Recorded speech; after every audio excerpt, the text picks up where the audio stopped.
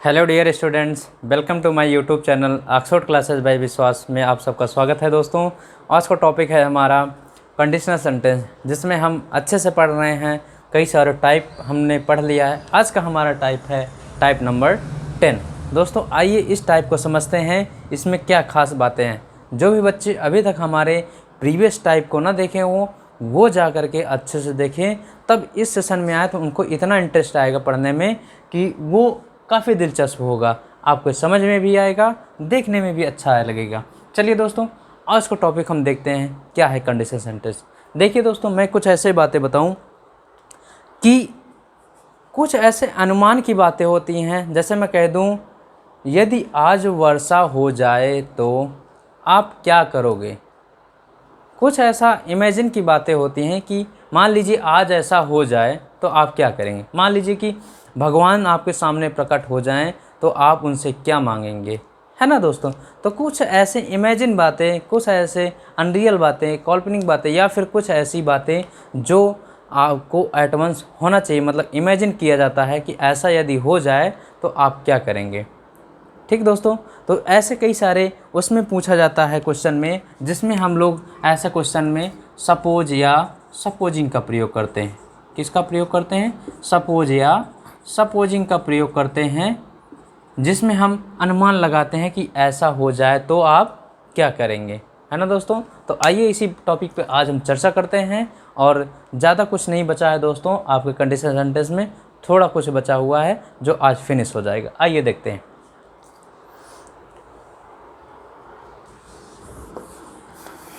देखिए, मान लो आज वर्षा हो जाए तो, जैसे मैं लिख रहा हूँ, मान लो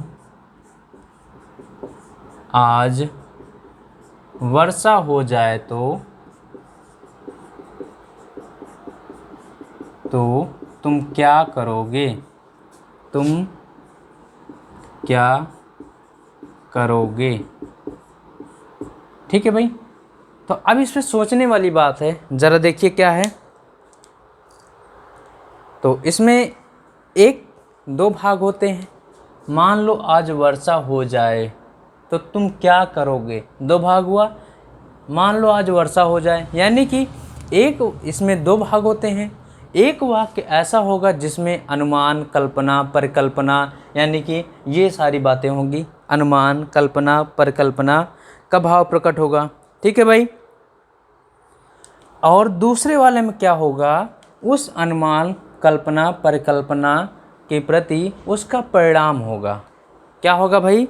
के प्रति उसके परिणाम का भाव प्रकट करेगा। तो तुम क्या करोगे, क्या करोगे, कुछ ना कुछ परिणाम होगा, कुछ ना कुछ तो करने के लिए सोचेगा। तो ये आपका क्या हो जाएगा, उसके प्रति परिणाम होगा। तो ज़रा इसमें कुछ बातें लिखिए भाई। लिखिए इसमें, ऐसे वाक्यों में, ऐसे वाक्यों में दो भाग होते हैं। ऐसे वाक्यों में दो भाग होते हैं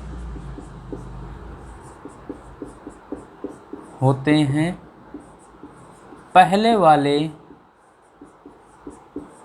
भाग में, पहले वाले, या फिर ऐसे लिख दीजिए, पहले वाले नहीं, एक भाग में, ऐसे लिखेंगे, एक भाग में कल्पना, परिकल्पना, कल्पना, परिकल्पना तथा अनुमान। क्या होगा भाई? तथा अनुमान का भाव प्रकट होता है, प्रकट होता है।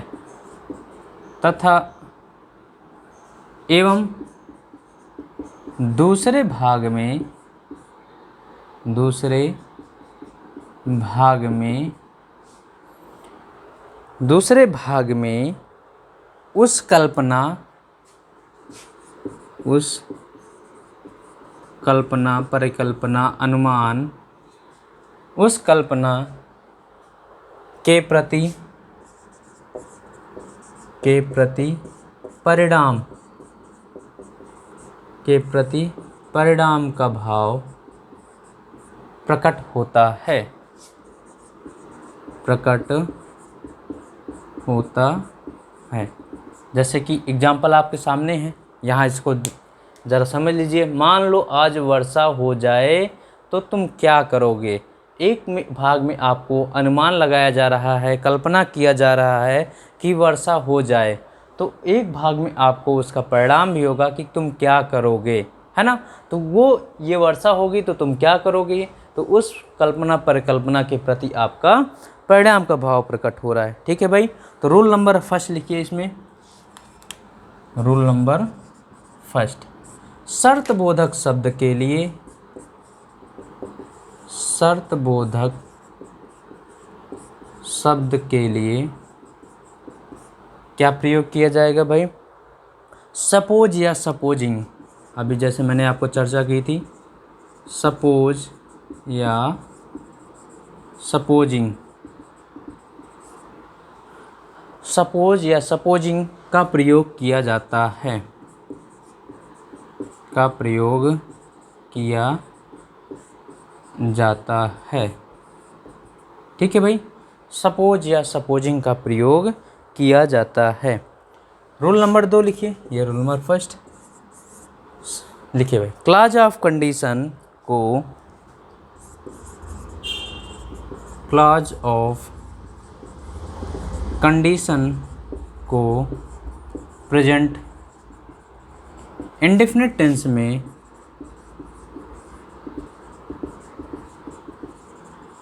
में एवं क्लॉज ऑफ रिजल्ट को,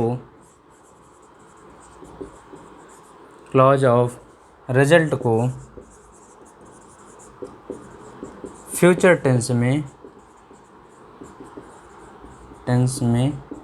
रखा जाता है या प्रयोग किया जाता है। ध्यान दीजिएगा, क्लॉज ऑफ कंडीशन को किस टेंस में, प्रेजेंट इंडेफिनिट टेंस में, और क्लॉज ऑफ रिजल्ट को फ्यूचर टेंस में रखा जाता है या प्रयोग किया जाता है। ठीक है भाई। ज़रा हम इसको स्ट्रक्चर की बात करें, ज़रा ध्यान दीजिए। सपोज या सपोजिंग, उसके बाद आपको clause of condition, clause of condition, then next आपका क्लॉज कौन सा होगा भाई, clause of result, clause of result. ठीक है भाई। तो ये क्लॉज ऑफ कंडीशन आपका किस टेंस में होगा, प्रेजेंट के इंडेफिनिट टेंस में, प्रेजेंट इंडेफिनिट टेंस में। ठीक है भाई। और clause of result future indefinite tense में।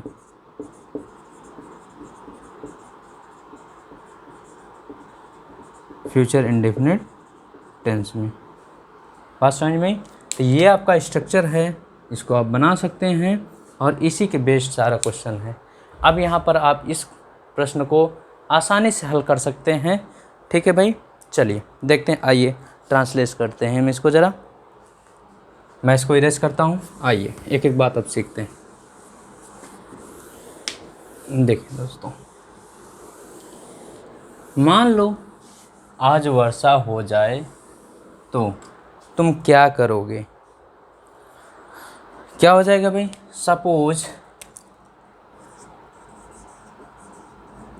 सपोज आज वर्षा हो जाए। वर्षा हमारा कैसा है भाई, देखिए हम लोग कुछ सब्जेक्ट के बारे में जानते हैं, डमी सब्जेक्ट के बारे में हम लोगों ने पढ़ा है बेसिक ग्रामर में। डमी सब्जेक्ट क्या होता है, डमी सब्जेक्ट हमारे, मैं थोड़ी सी चर्चा बता देता हूँ। डमी सब्जेक्ट हमारा क्या होते हैं, दो होते हैं, इट और देयर। ठीक है भाई, इट और देयर। जहाँ हमको सब्जेक्ट हमारा स्पष्ट नहीं होता है वहाँ हम किसका प्रयोग करते हैं, इन डमी सब्जेक्ट इट और देयर का प्रयोग करते हैं। ठीक है भाई। तो यहाँ बताइए, वर्षा हो जाए, वर्षा तो हो रही है, काम तो हो रहा है पानी बरसने का, लेकिन कौन कर रहा है, करने का कर्ता यहाँ पर स्पष्ट है नहीं है दोस्तों। तो इसी वजह से हम यहाँ डमी सब्जेक्ट का प्रयोग करते हैं। डमी सब्जेक्ट हमारा यहाँ पर वर्षा के लिए क्या होगा, it. Suppose it rains today. यदि मान लो आज वर्षा हो जाए तो। अब देखिए क्लास ऑफ रिजल्ट, आप क्या करेंगे तो तुम क्या करोगे, इसको ज़रा हम किस में बनाएंगे, क्या करोगे, ये आपका क्वेश्चन वर्ड है, क्या करोगे, व्हाट, किस में जाएगा भाई, हमने कहा class of result future indefinite tense में, what will you do, what will you do. ठीक है भाई, बात समझ में आई, तो तुम क्या करोगे, बोलिए भाई, फ्यूचर इंडेफिनिट टेंस, बात समझ में आई। चलिए दूसरा देखिए, ये पहला, दूसरा, मान लीजिए वह आपको, मान लीजिए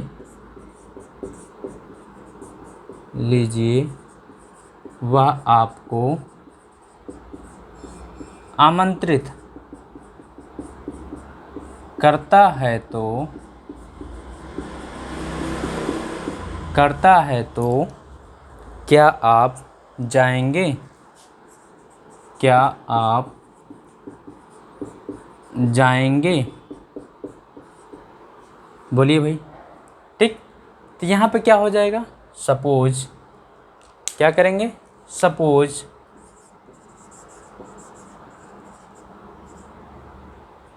वह आपको आमंत्रित करता है, he invites you, he invites you, तो आप जाएंगे, प्रश्नवाचक होगा। प्रश्नवाचक में देखिए क्या वर्ड सबसे पहले है, तो सबसे पहले हम किससे शुरुआत करते हैं, हेल्पिंग वर्ब से। विल यू, क्या आप जाएंगे, will you go, will you go there, there भी होगा भाई। ठीक है, बात समझ में आई, कोई कन्फ्यूजन। यहाँ देखिए क्या आप जाएंगे इंट्रोगेटिव वर्ड है और क्वेश्चन वर्ड से हमारे शुरुआत है, इसलिए हमने इनको इंट्रोगेटिव बना दिया और हमने क्लॉज ऑफ रिजल्ट को फ्यूचर इंडेफिनिट टेंस में रखा हुआ है, देख लीजिए। ठीक, आइए नेक्स्ट वर्ड चलते हैं, नेक्स्ट क्वेश्चन चलते हैं भाई। चलिए भाई चलें, ज़रा यहाँ पर थोड़ी सी एक नोट है, मैं उसको थोड़ा सा, जैसे कि मैं पहले भी बता चुका हूँ कि जब हमारी अनरियल कंडीशन होती है, हमारा जो फर्स्ट या सेकंड टाइप होगा उसमें हमने बताया था रियल कंडीशन और अनरियल कंडीशन के बारे में। जब कल्पना, परिकल्पना, अनुमान, जब ऐसे कुछ बातें आती हैं वहाँ पर हमने क्या बताया था भाई, आपको सिंपल पास्ट टेंस का प्रयोग किया जाता है, बताया था कि नहीं, बताया था दोस्तों, आप लोग पिछले टाइप में जा कर के देख सकते हैं। ठीक है भाई, जैसे मैंने कहा था कि मान लीजिए आप प्रधान, या मान लो, या फिर यदि मैं प्रधानमंत्री होता, यदि मैं चिड़िया होता, याद करिए मैंने बताया था। तो वहाँ पर देखिए जब हमने एजम्पशन किया था, अनरियल कंडीशन थी, यानी कि कल्पना था, अनुमान था, तो वहाँ पर हमने किसको यूज किया था, पास्ट टेंस, यानी कि जो हमारा क्लॉज ऑफ कंडीशन है वो किस टेंस में था, पास्ट टेंस में था, और क्लॉज ऑफ रिजल्ट किस में था भाई, वुड प्लस B1 में था। तो ये स्ट्रक्चर हम आपको बता चुके हैं। ठीक है भाई, चले आगे। ये स्ट्रक्चर हम देखिए, मैं थोड़ा सा आपको बता देता हूँ स्ट्रक्चर के बारे में। जैसे कि हमने आपको बताया था, यदि मान लीजिए यहाँ पर सपोज है और सपोजिंग है, एक थोड़ा सा बातें यहाँ ध्यान दीजिएगा भाई, आपको एग्जामिनर कैसे फंसाता है, एग्जामिनर कैसे फंसाता है, देखिए एग्जामिनर इस तरह से फंसाता है, जैसे आपको मैं इसी की बात करूं, देखिएगा यहाँ पर सपोजिंग इफ ही, ये ए ऑप्शन हो गया, ही इनवाइट्स यू, ये सेकंड ऑप्शन हो गया, या बी ऑप्शन हो गया, he invites you, will you go there, ये सी ऑप्शन हो गया, उसके बाद नो एरर का डी ऑप्शन हो गया। ठीक है भाई, अब यहाँ गलती क्या है, ऐसा एग्जामिनर क्वेश्चन देता है। अब यहाँ गलती क्या है ज़रा समझिए। तो प्यारे दोस्तों, यहाँ गलती क्या है कि सपोज और सपोजिंग अपने साथ कभी भी प्रीपोजिशन इफ़ का प्रयोग या प्रीपोजिशन इनके बाद प्रयोग नहीं किया जाता है। इनके बाद कभी भी प्रीपोजिशन नहीं आएगा, ये ध्यान रखिएगा। तो सपोज या सपोजिंग ये होता है, ना कि आपका सपोजिंग इफ़। मैं यहाँ लिख दे रहा हूँ, ना कि आपका सपोजिंग इफ़, ये नहीं होता है। ठीक है भाई, तो ये आप जानते रहिए, कभी भी सपोज या सपोजिंग अपने साथ प्रीपोजिशन नहीं लेता है। चलिए आगे भाई, चलिए थोड़ा सा यहाँ पर एक और नोट बना करके लिख लीजिए। नोट देखिए, इसमें थोड़ी सी बातें हैं मैं यहाँ बताने चल रहा हूँ। कभी कभी आपको जो आप एजम्पशन करते हैं, कल्पना करते हैं, उस कल्पना के भाव में आप कोई निर्देश का भाव प्रकट होता है। जैसे मैं बताऊँ, जैसे थोड़ा सा लिख लीजिए तो मैं बताता हूँ। कभी कभी कुछ वाक्य ऐसे होते हैं, कभी कभी कुछ वाक्य ऐसे होते हैं, कभी कभी कुछ वाक्य ऐसे होते हैं जिनमें कल्पना के रूप में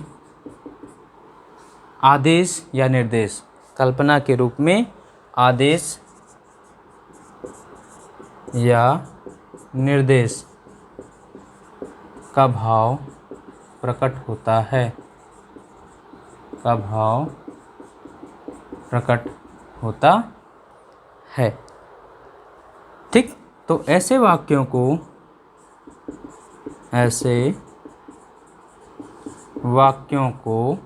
कैसे बनाएंगे भाई, कैसे बनाएंगे? Let plus subject plus be plus object, let plus subject plus be plus object के रूप में प्रयोग किया जाता है, प्रयोग किया जाता है। देखिए, जैसे मैं आपको एग्जांपल समझाता हूँ। एग्जांपल देखिए भाई, एग्जांपल समझिए। जैसे मैं कह दूँ, माना ABC एक त्रिभुज है। पढ़ते ना हो आप लोग मैथ में? माना ABC एक त्रिभुज है। ज़रा इसका ट्रांसलेट करेंगे, कैसे करेंगे भाई? तो जब ऐसी कुछ, देखिए मैंने कहा कभी कभी कुछ वाक्य ऐसे होते हैं जिनमें कल्पना के रूप में आदेश या निर्देश का भाव प्रकट होता है, आदेश या निर्देश का। तो यहाँ देखिए कल्पना है, माना ABC एक त्रिभुज है, तो आदेश या निर्देश भी है यहाँ थोड़ा सा कि ABC एक त्रिभुज है। तो कैसे करेंगे भाई? स्ट्रक्चर यही होगा। देखिए ज़रा, let ABC be a triangle, let ABC be a triangle. बात समझ में आई भाई? ठीक, यहाँ बात समझ में आई। चलिए थोड़ा सा यहाँ देखिए, अब थोड़ी सी इसमें बातें समझ लीजिएगा। मैं इसको थोड़ा सा इरेज करता हूँ और उसके बाद बताता हूँ। बहुत अच्छा पॉइंट है, बहुत अच्छा टॉपिक है। देखिए, जैसे मैंने कहा माना ABC एक त्रिभुज है। अब थोड़ा सा यहाँ देखिए रिमार्क, एक रिमार्क बहुत अच्छा पॉइंट है यहाँ पर। देखिए रिमार्क बहुत इम्पोर्टेंट पॉइंट है भाई। ऐसे वाक्यों में कभी भी, ऐसे यानी कि इस तरह के वाक्यों में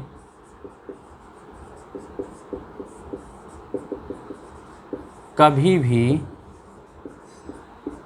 इज, एम, आर का प्रयोग नहीं किया जाता है, नहीं किया जाता है। ये आप लोग याद रखेंगे। ठीक है भाई। चलिए, जैसे मैं कह दूं, माना यह एक बिंदु है। एग्जाम्पल, माना यह एक बिंदु है।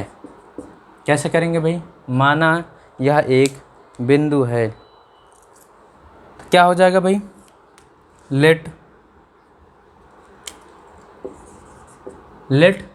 आगे दिस बी अ पॉइंट। यह एक बिंदु है। दूसरा देखिए भाई, दूसरा देखिए, माना यह सच है। आप लोग मानते हैं, खूब एग्जम्पशन करते हैं भाई, खूब अनुमान लगाते हैं। माना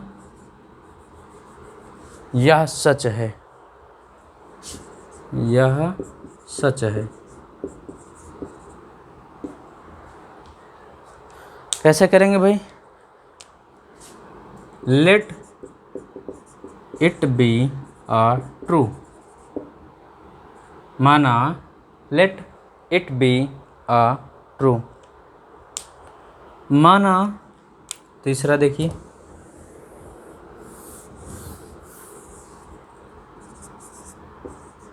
सभी किताबें लाल हैं। कैसे करेंगे भाई? सेम वही pattern. Let all books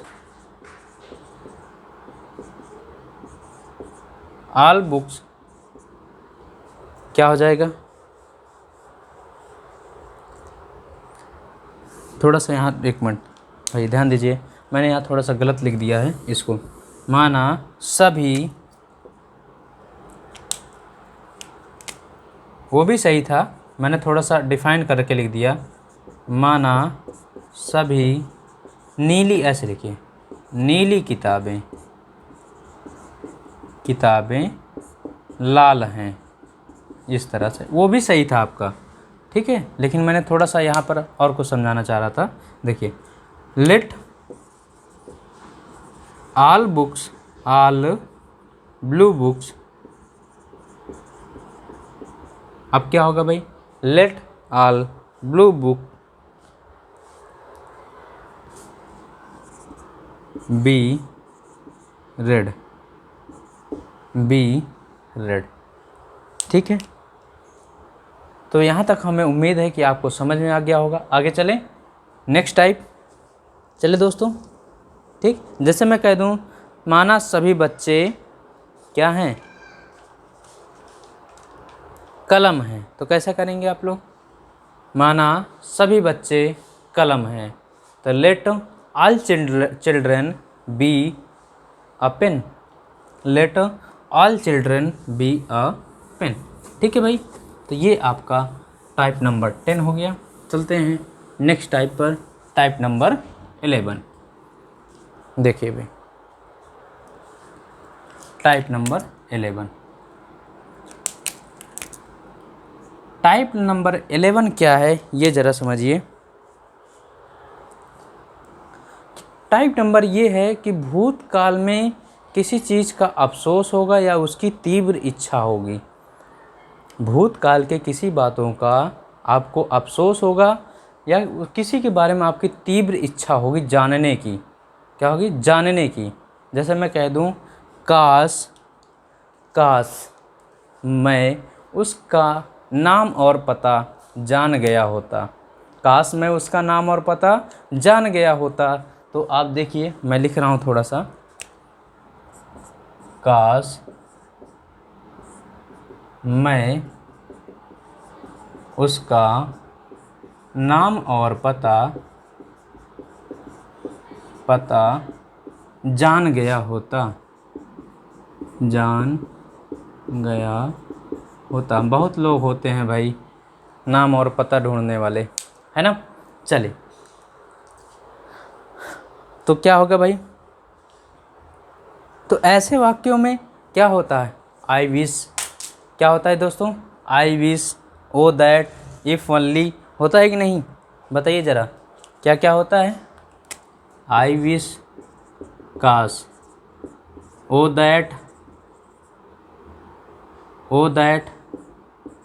if only, इतनी बातें आपकी आती। काश मैं ऐसा होता, काश मैं उसका नाम पता जान गया होता, ये सारी बातें। चलिए थोड़ा सा भाई लिखिए। ऐसे वाक्यों के द्वारा, ऐसे वाक्यों के द्वारा भूतकाल में, ऐसे वाक्यों के द्वारा भूतकाल में एक अफसोस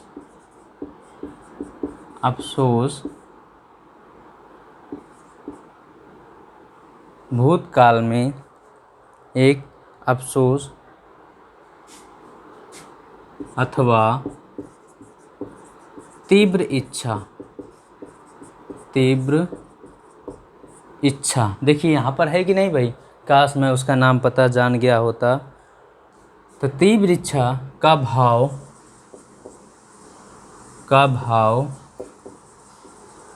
प्रकट होता है, जो पूरा नहीं होता है। क्या नहीं होता? जो पूरा नहीं होता है। ज़रा बताइए, क्या वो यहाँ पर उसका नाम पता जान गया है? नहीं जान पाया है, पूरा नहीं होता है। ये भूतकाल का एक अफसोस है। काश मैं उसका नाम पता जान गया होता, तो काम वो हो गया है लेकिन जान नहीं पाया है, काम भी नहीं हुआ है। तो आइए देखिए ज़रा इसके मैं रूल की बात करूँ मैं, तो देखिए ज़रा, शर्त बोधक, ऐसे वाक्यों में,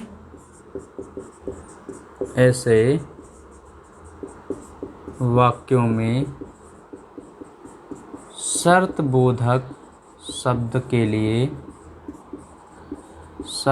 लिए किसका प्रयोग करते हैं? I wish, O that, if only का प्रयोग किया जाता है।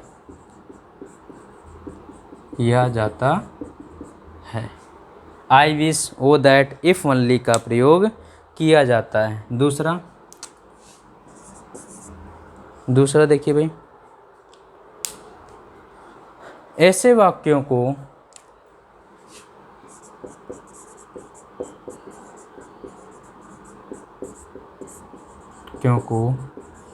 पास्ट इंडेफिनिट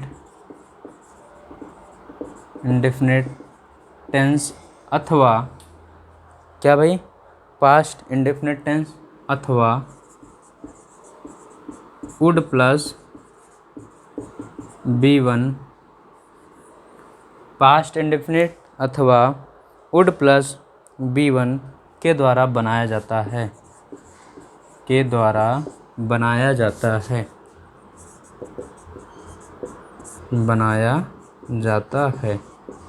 ठीक है भाई, बात समझ में आई?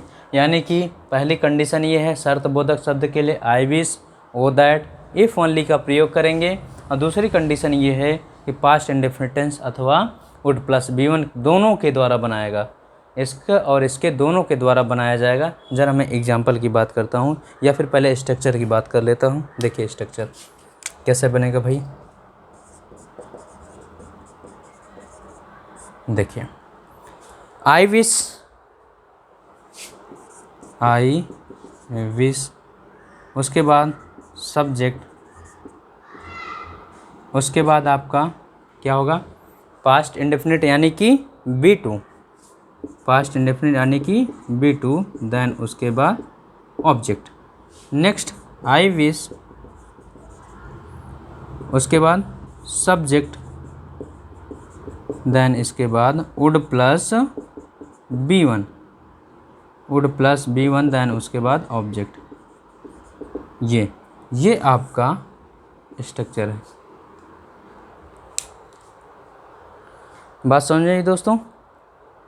तो इनके द्वारा बनाया जाएगा। लेकिन यहाँ एक पॉइंट ऐसा ज़रूर ध्यान दीजिएगा कि कभी भी देखिए आई विश, उसके बाद आपको कभी भी कोई कंजंक्शन का प्रयोग नहीं करना होगा, अन्यथा आपको एरर में गलती में हो जाएगी। ठीक है, इनके बाद आप कंजंक्शन मत यूज कीजिएगा। चलिए मैं ज़रा जो एग्जाम्पल लिखा हूँ इसकी बात करता हूँ। अब आइए,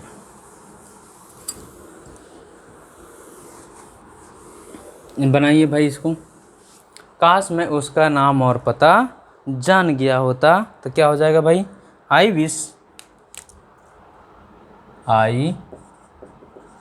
विश काश, क्या हो गया? काश। I know, past indefinite, know का second form knew. I knew, देखिए सेकंड फॉर्म है कि नहीं, बताइए भाई। Her name and address, her name and address. चलिए भाई दूसरा देखते हैं। यदि इसको हम दूसरे तरह से बनाएं, उस पर भी बना दें आपको, ज़रा देखिए। I wish I would know her name and address. किसी कोई दिक्कत? बोलिए भाई, यहाँ तक बात समझ में आई? चले आगे देखिए। दूसरा, काश वह समय पर, काश वह समय पर आ जाता, कैसे करेंगे भाई? आई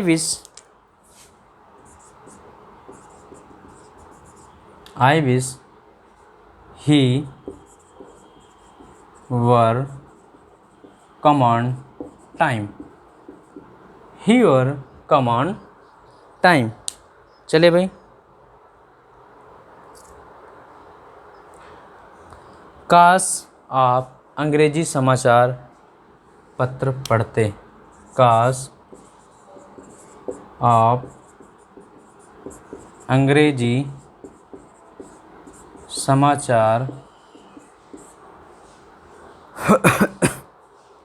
पत्र पढ़ते,